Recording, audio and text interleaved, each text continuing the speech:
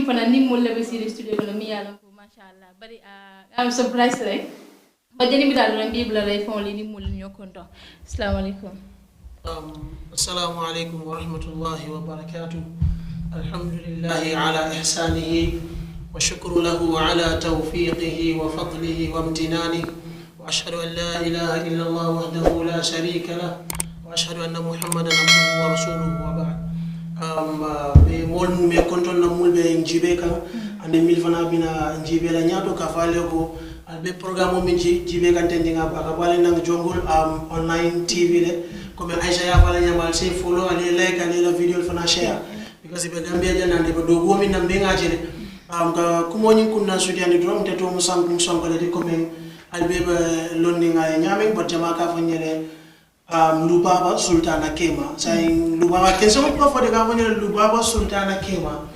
mashallah so kontan ku baladin dole kana jambi ba fala dol fana alsa baraka bage comme kontan Allah ko to bale le mol imba jankana na le ka jafe na mumba de ni to fala na shit ko wala ni kana programme mi wala bot sa en san da ke ba fana bula fana ni muslim wala nyoko na ni muslim wol tanol fana mobe baraka bake wala lubabati ako sultan kema wala nga bajane mbita na elde kan momo yalon ki man kisoro wala ma muso se ita muso ni kadum bi ni sultan kema la sirinja ada dia mustan nyamente mo understand bar budunda ibe jelola okay assalamu alaikum وعليكم السلام والسلام عليكم ورحمة الله وبركاته إن الحمد لله نحمده ونستعينه ونستغفره ونعوذ بالله من شرور أنفسنا وسيئات أعمالنا من يهده الله فلا مضل له ومن يضلل فلا هادي له ونشهد أن لا إله إلا الله وحده لا شريك له وأشهد أن محمدا عبده ورسوله نحييكم بتحية الإسلام تحية أهل الجنة في الجنة ألا وهي السلام عليكم ورحمة الله وبركاته Alhamdulillah, we thanking Allah subhanahu wa ta'ala for giving us this big opportunity to be here in this Jungle TV. I think this is the first time that I'm coming here. Yeah. So we're thanking Allah subhanahu and we're representing Gum National ambassadors. Inshallah, then we just hand over the mic to you. Okay. Then we proceed with the conversation, inshallah. Okay, tell us who you are, your name and... Yeah. Thank you. My name is Modu Ngom. They call me Elder Ngom. The one that gave me that name is Lubaba. He's the one that gave me the title Elder Ngom. I'm not surprised. No, I'm not surprised. He deserves to be called Elder. No. Okay. Thank you very much for coming. But jani bita Lubaba, bari atol ndi mala ngaje skirino to ron kalon ko kom nashido wal kamba mawala. So laftale aliyanga start ni wala. Okay, then kewa bijam de na me dawara nga No, inshallah, just go. No.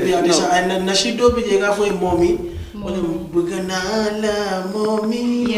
Moya ulula kan le ga ni nashido ga kan. So mbela fly flow de ga aw. No. No, come now. After the internet. Okay, now. Let me choose it by myself. Okay, Elder Ngom, I want you to start. Go ahead. Yeah, but I appreciate that, but he's just a kind person. But before proceeding into that, let me just make some brief explanation concern about, But anyway, let me just do a short a cappella. Baganala mommy, baganala mommy, baganala papa, baganala papa. Thank you. Mommy,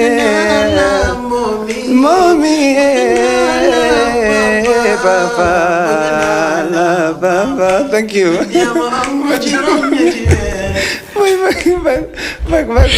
Mashallah. Yeah, alhamdulillah. We're thanking Allah. To be candid, he's a very kind brother, and to all of the Gum National ambassadors, they give me respect, and that honor is there.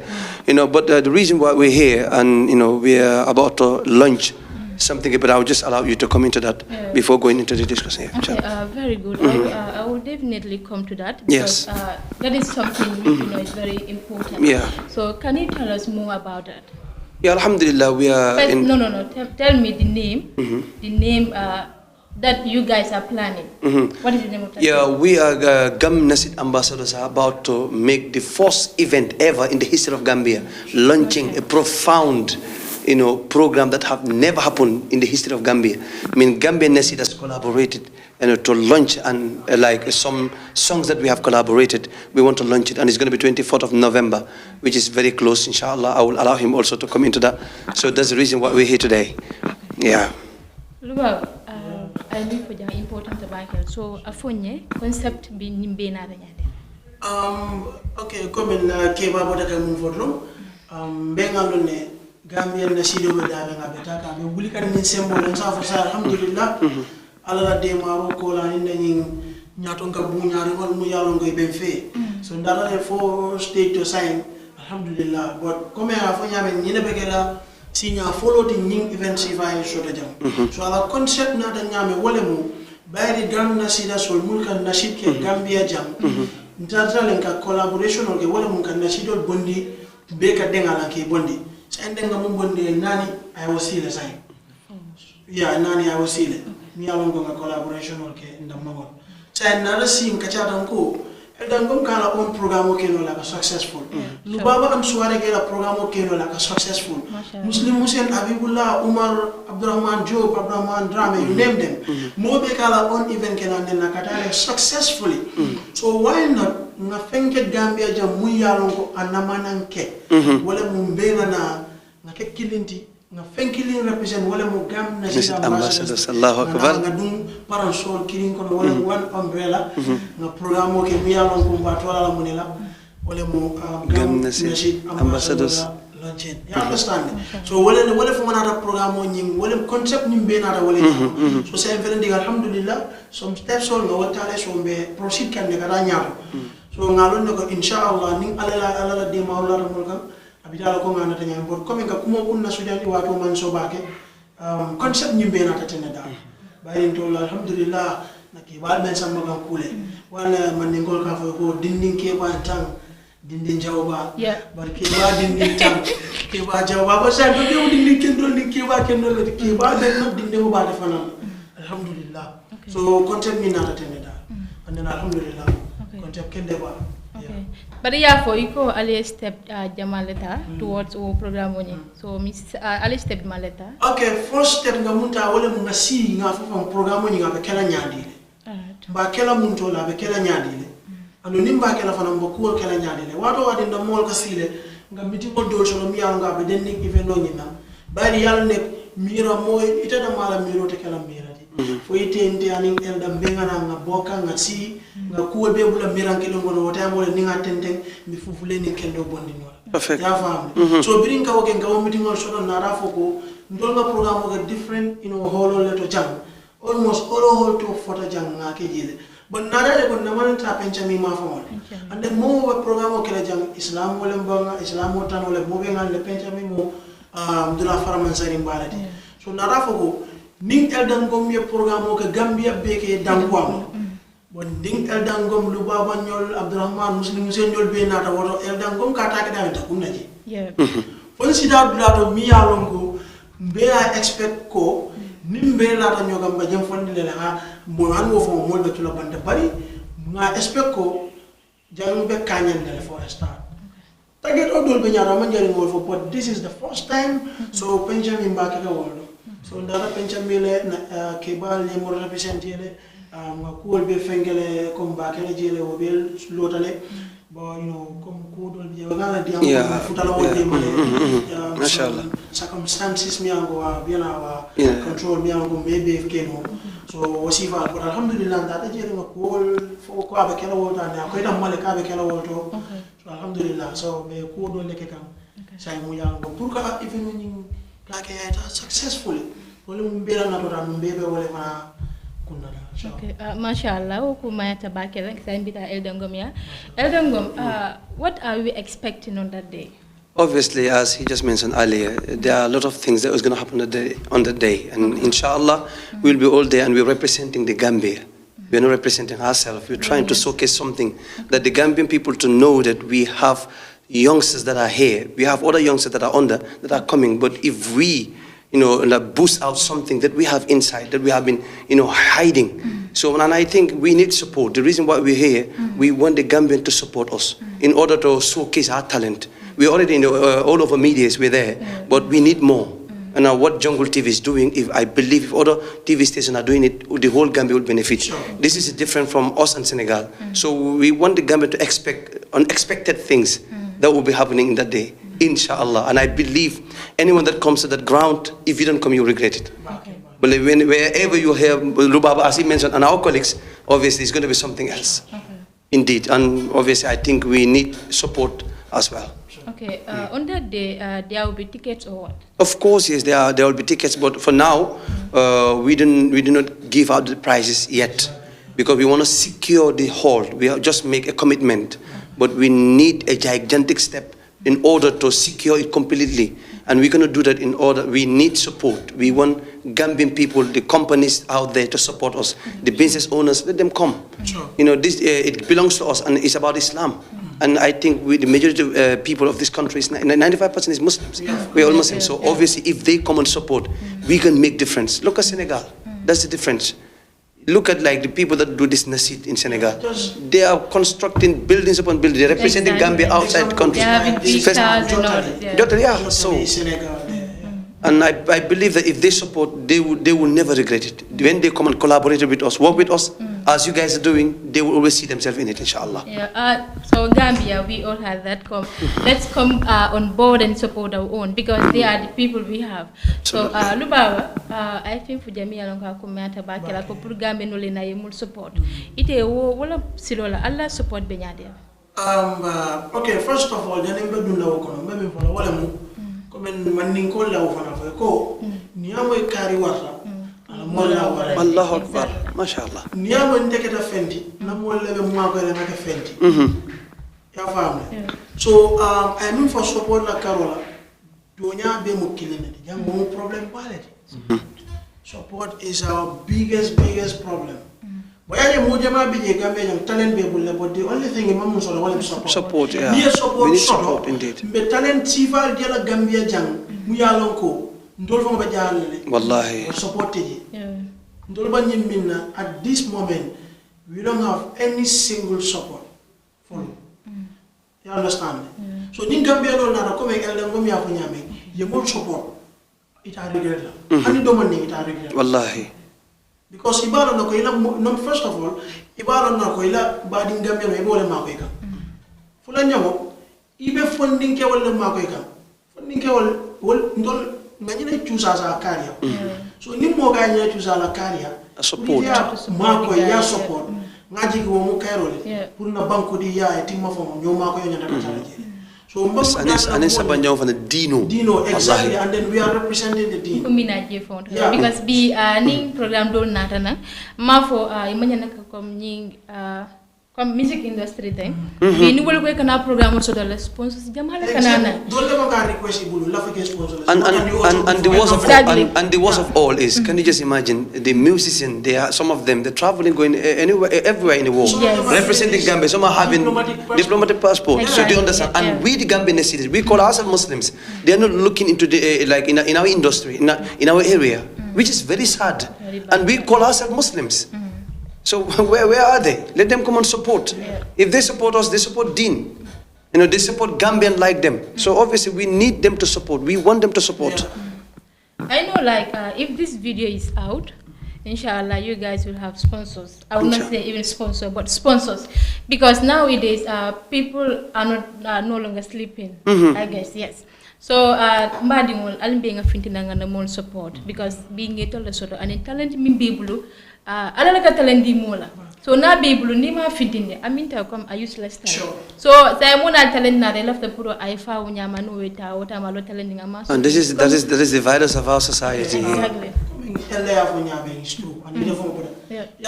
thing is, Gambia, not everyone listen to music. Yeah. Model become musical. So this is what they choose, Nasheed. The Nasheed, Abe Saf Kane has put a Dino Balundin Dollar Bank as far as Islam is concerned. Yeah, family.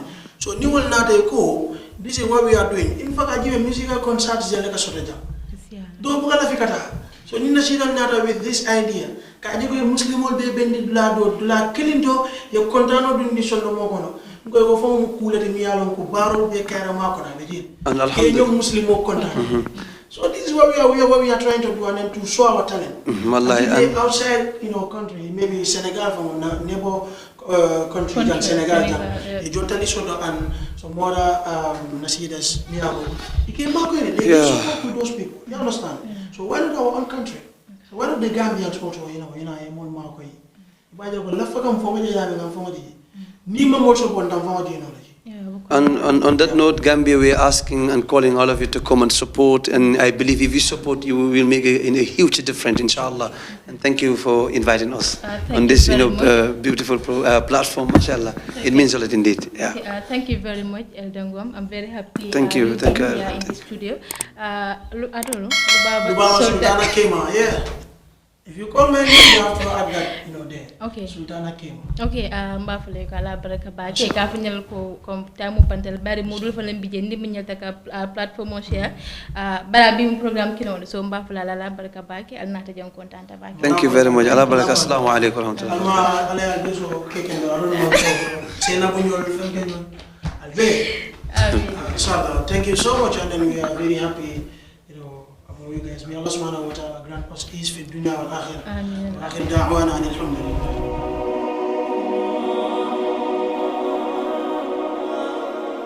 Ke mbadingol ning team fest nyim bota jele say flonje wala nada ko bana ni se kacha so bari nyindo atebe fodi la bagere because nyindo serakule de nyindo musurwale de alo ay sama serakule ka may anna surwa ko wo buka bu wala jindina so mala bokela nyaade o kela nyaadi le. Okay, badingol lafta la ya fo le ite mujumalati. Assalamu alaikum wa barakatuh. Alhamdulillah rabbil alamin wassalatu wassalamu ala rasulillah. Alhamdulillah khalaqal qawna fa nadama wa khalaqal insana wa 'allama. Ora la tiba subhanahu wa ta'ala kimmen lo tiga ninga kawa waja kinnen do mama ne khi anabi nyimmen kamma kengan Muhammad sallallahu alaihi wasallam ngiya ni khamal min Abdurrahman Drame nangira kan di bakunda banginga uga kan telen ka ki Jungle TV inshallah. Okay, barka baki Abdurrahman Drame so sinaje fana assalamu alaikum brother. Wa alaikum assalam. Assalamu alaikum. A'udzu billahi minash shaitanir rajim. Bismillahir rahmanir rahim. Qul rabbi ishrah li sadri wa yassir li amri wahlul 'uqdatan min lisani yafqahu qawli. Maa ngi tudd Abdurrahman Diop inshallah ñu ngi rafetlu invitation bi fii nii di leen di Aïssa bu baax a baax nga doon ku baax di fonk diine di jàppale nit ñi tamit alhamdulillah maa ngi tudd Abdurrahman Diop nekk na si daal di alhamdulillah si ñëw si jotaay bi fii inshallah. Abdurrahman left, right? Abdurrahman left, yeah. Today is double Abdurrahman. Yeah. Mbadi on below my Indo Paratum Abdurrahman. Excellent. Abdurrahman Square. Okay, comme mi pota ja ya fa nyame lu baba ning eldengom ye fem fam yalo ko important bakel ko ali albesi tale ali fe mira kanadi dan programme mu gambe no la nyine signa force Gambia kana soto so kabri yete contact num ka foy ko lafta nyine kala ye ikere nu nyaade ila contact ko ikere nu nyaade Kabri yon contact ko nya comme man ci la bele kilin ha like uga hebe kon ko gel tahakati ke be gaden khide ra gangon den kiyan dinga nanti ila hinna shiron sunya kitibane kini sewendo nyakade nyakadam ora ngai na to ko kembere ngo sunyi bana sunyi to biya akida usuga ka hime na bane nya itibane wala kenna ko nda khawni nyen ken sa ni ayem tol be dum tanyo kon kabiri ko nyum fanya ayem kon tan le bake because sign isaje ko won tuwa mo ka na shurga banda fanya ni programme sita mo ya on programme ke bari sign pour ko wol sona ni nyobulu mbe den tay keda kankilinti so ya ni programme so data tolle be fenkela ka nyole nyoma koy because kan wole atina yin fo mole so natara kan woti ya ni nyoma koy lo nyinte no so kabri wa afunyi wata min na en kontan le bake because ngawande ko ngam min fenke comme dino ka wala support so ni mo ka dino support na e commandi ala ko foye so foye appreciate kadum ko dino ko wala sinyo kan comme ala sama min fo ina mamo min la xwa mo be baden kilene so wala tan na mbege la baden kilene ngako wala fi ngayo kam so kenda sabo kala gele rogam bunanti malam musunya bani ko wala ke xwara kita dikola ko de mu Allah la kenn de mu suñu mbaram banu suñu xambaane kenn saawu nan dina kede na denge kane nan faran dina khidima kiya saawu na ngane wa suga kay na bane kitibane pour nan dina ke sambe ya Allah subhanahu wa ta'ala Okay, masara kule kame bari yemi fo ngilin tombonne. Bari yemi fo o kumata bakele bari ko nashido mudino ladi. Adu moja ma bije imike la muy musique wala barka binyi nashid natana moja ma ke la muy wala ban sa ni soko Friday sita ni tele malateng ikan nashid sifa jama wala adu gambi sa masha Allah na fondin ke nunto pabirun wala ka suko kenum suko le ka tablol ko siani fengo bal sa dum fo mol nata nay ko wala suko man bita ka ka tablo ko si jila de mol ke don sa ato la na shidatu nata nan aliyo bondiji sa kawali yo bondiji molla sa ipadote ko mina ala na shido sambanyato alhamdulillah rabbil alamin masha Allah na shido mi tajanne yeah alhamdulillah Nsafo Modungom is our elder, is a good person. Wallahi, I find him doing this nasid. Nga dam ko fekk am ngay def nasid. Mom ak Bokar Moussa Ndiaye ñu nekk ci may gis seen vidéo man tamit ya def ma am vidéo ñu nekk ci nasid ñu ko def. Ona sanga mu nekk man ak mana Modungom ak Bokar Moussa Ndiaye. But yalla def ñun ñata ñoo fa nekkoon lu baba an soirée tam ñu ñëw. But ñum bu ñëwé diga gaay den def a high impact ci nasid. Comme man muna la wax lu baban soirée si nekké né ga dem fekkat nasit si 25 ga dem ko yobu 50 mashallah understand nga so lol is a good impact, is a high impact dafa nekkat li nga xamné ga den over benen level la ko ga yobu because nit so ñëwé nga fekkat dara fi nga try ben ko yobu benen level lol sante yalla la ya def ñom musum Hussein ñi yépp ku nekk tamit ñëw na nga bay fa sa war dafa melni tol bi nga xamné ki dafa ñëw mu bay salade ki bay tomate ki bay kani end of the day loolu yëpp fa la moo dem si maquette bi yow mu ko jënd foo ko la nga ko dem toogee da nga ko toogal li nga xam ne képp ku ko lekk dafa aw adiyata so nasi tamit noonu la mel ñun we all cook and we give it to the fans when they listen and say oh adiyata mashallah the nasi is there the nasi is nice alhamdulillah loolu moo ko yóbbu beneen level comme ñun yëpp den booloo nekk benn understand nga bëgguma guddal wax bi because there is not much time understand nga because so xoolee proverbe bi dafa wax the foundation of every state is the education of its youths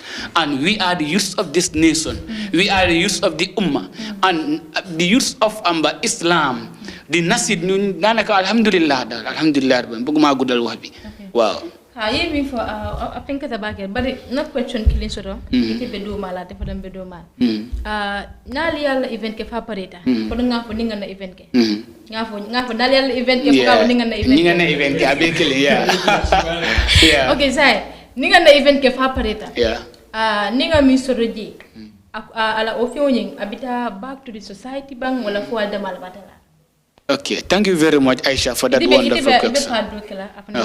Okay, yeah, because nasit mandunje come like lafta kodo la sotola.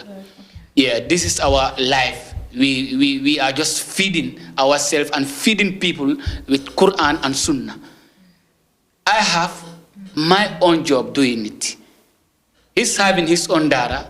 Modungom his own school, Luawan Swari his own daras, things like that. All of us we are engaged in something, working, and having benefit, having income in it. Alhamdulillah. But we are all, we all have come together as one, in one umbrella, working as one people with one goal. I understand. So when we are doing this, when we have anything, okay. ñun yëpp den ñëw ñu nekk benn ñu ngi liggéey pour nasit bi mu gën a dem kanam waaye ñun yëpp ku nekk mi nga am sa liggéey boppa ku nekk mi nga am liggéey boppam mi ngi liggéey kii mi ngi liggéey daara kii mi nga am daaram kii am schoolam kii mu am liggéey jobam mi ngi liggéey so alhamdulillah so ñun lépp luñ am si nasit du ndee nekk da nga ko def suñu poos am na ñi nga xam ne they are working with us. Society bi dafa am lu gas soxla si ñun bëgg nañ ñu dem ñu jàppale den soxla sponsors ñi nga xam ne gars dañu jàppale ñun tam ñu dem ba taxaw ñu jàppale ñeneen ñi because dara si dañoo soxla help yeneen student dañoo soxla ay sponsors lu baaban soirée def nañ fi fundraising programme xale student yi gars yi amun fay gars def fundraising gars am xaalis gars ñu ngi fayal xale yi bëri ñu ngi jànga so loolu sant yàlla la so bi nasit bi ñun suñu jàppale ñu gën a dem kanam ñun tam dañoo jàppale yeneen youth si te youth si they are the foundation of this nation when they are educated alhamdulillah elegi dëkk bi baax na but xale itam suñu jàngut gars amun xam-xam we don't have any future alhamdulillah for that petiata ba ke mi wa ku meta ba ke yalla nga fe ko surual ba kam fala no ita kam fala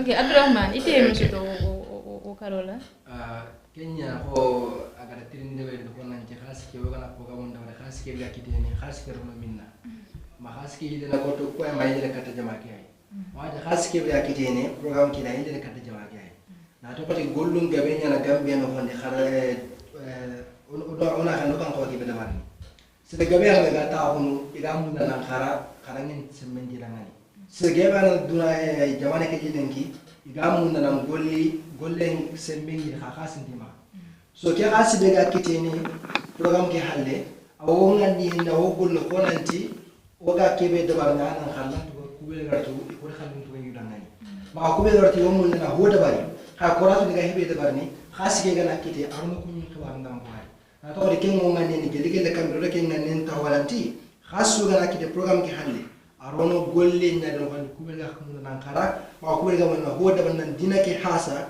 ti sonno men e parantene 100% khasi ke ile kata ko nya khasi ke de na kata yimi bana ja ko agar ko nanti bana suga diere o sulo duram golle hono khara non dini hono khara dangi ma hono duram golle tan hiwel hiya daga akira kun su halle khasi be ga kite program ke da ile kata soro nya ku min taw because ora program ke sigindo kenya sa gora ngani na soron kontanindi na dinan kontanindi na Allah subhanahu wa ta'ala dungandi ala faare tere kille na wordo tere kille sallallahu alaihi wasallam okay sing for jango okay o bicara bakira iko bari ko ni do kuke iba murundel mulder kamili alon ko wolle support kuma odo mu ku ken ne balati saying gam na shidali adi nyadil oh alhamdulillah we are going fine. It is just that we have little different then am bena uté bu ndaw ñun ak yeneen dekay because so xolé Gambia fi ni bari na ñi nga xamné ñu fi den am talent but gaay amul support so ñun den soxla ñi nga xamné gaay dañuy support especially sun programme bi nga xamné mi ngi ñëw on the 24th of November Pencami Hall inshallah pour ñu yëpp ñu bay ko xel because reason bobu nonu motax ñun yëpp ñu ñëw fi ni pour ñu bay xel ne ñun den soxla ñu support alhamdulillah te mbolo bu mag mu sun gannaaw but anga hol bi bugg nañ ko alhamdulillah ñu ngi ci registration of Gambia Nasid Ambassadors man launch na album fi 2 times fi Nusrat Hall lu baban suwale launch na Modou Ngom Ousseynou ñi yëpp launch neen album alhamdulillah so te loolu noonu yëpp tab de successful so Pencami Hall ñu yëpp ñoko bokk dafa nekk li nga ne li is Gambia entire Gambia so ñi nga xam ne bugg nañ ñëpp daal ñu ñëw jafa ci programme bi so amee ndox refreshment mun nga ñëw si nekkee da nga am xaalis mun nga ñëw nga jàpp ni soo amee lekka mun nga ñëw nga lépp li nga xam ne daal gis nga ne soo ko defee si event bi daf ñu jàppale you are highly welcome inshallah ba jeni bita kadin bi kabin kana ko mule ko bin kana gam na shida la soto amari yen sambala la ko flyer nyimbala amang na shida dole jiji so wenti jahal bak nata jibe ngaje mu ko mo kilimi sintal minatina who is that person wala kita Mahir I think. Well, Mahir. Mahir is a Nasida. He is trained well, but he is so compassionate. He's a down-to-earth person, honest and kind. But just last week we have met in one event at things like Busumbara, things like that, around those area. But anyway, Mahir is a good person. But one thing we are doing Nasid, but it seems like he is also doing something different with us. We invite him because this thing, why we make it like this, it is not that Gambia Nasid is only us, but the foundation is us.